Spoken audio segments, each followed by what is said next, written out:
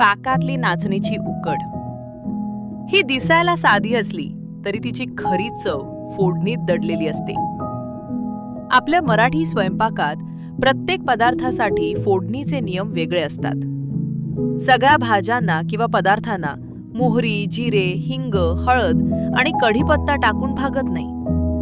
दुधावर किंवा ताकावर आधारित पदार्थांना तुपाची फोडणीच जास्त खुलवते.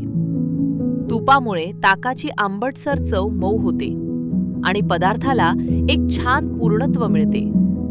म्हणूनच माझ्या नाचणीच्या उकडीला मी तुपात जिरं, मोहरी, कढीपत्ता, हिरवी मिरची आणि कांदा अशी साधी फोडणी देते. ती उकडीच्या चवीवर हुकूमत गाजवत नाही, फक्त तिला साथ देते. लहानपणी आई म्हणायची, चांगल्या फोडणीशिवाय पदार्थ म्हणजे दिवाळीचा सण पण दिवे नसलेला. तेव्हा फारसं कळायचं नाही, पण आता उकडीचा पहिला घास घेतला की तिचं म्हणणं अगदी पटतं. नाचणी, ताक आणि तुपाची ती साधीशी संगत आणि वरून चमचाभर तूप, बस एवढंच पुरेसं असतं पोटभर नाश्त्यासाठी आणि मन भरून येण्यासाठी.